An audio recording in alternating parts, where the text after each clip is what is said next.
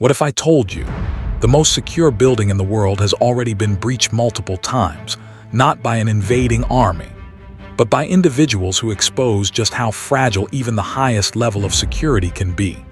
This is the world of Delta Force, a unit trained to think like the enemy, to find weaknesses before they can be exploited. Because protecting a place like the White House isn't just about guards, fences, or technology. It's about constantly proving that those systems actually work. And history shows they don't always. In 2014, a man named Omar J. Gonzalez jumped the fence of the White House. That alone was shocking. He didn't just make it past the lawn, he reached the front door, got inside. All of this happened in seconds.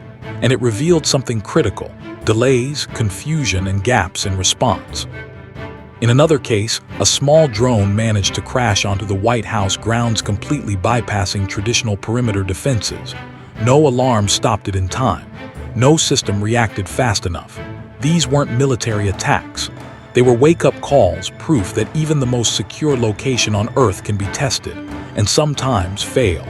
And this is exactly where units like Delta Force come in, not to attack, but to simulate the worst-case scenario.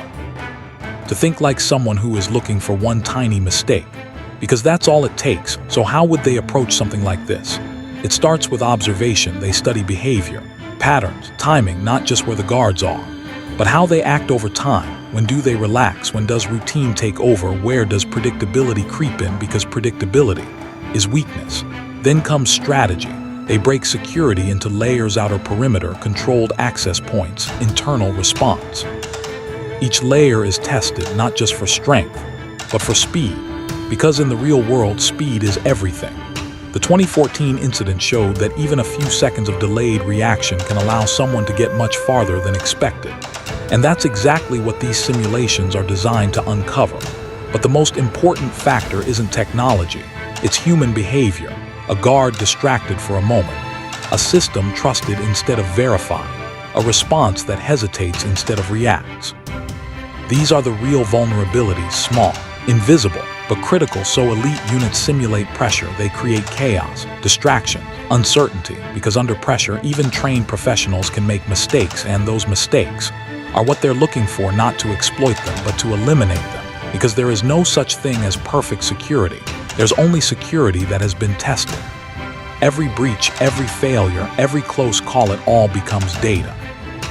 Lessons that make the system stronger. So the next time you think something is completely secure, remember this: the White House has been breached, not because it's weak, but because no system is ever flawless. And the only way to protect something is to constantly challenge it. Follow for more real-world tactics and untold stories.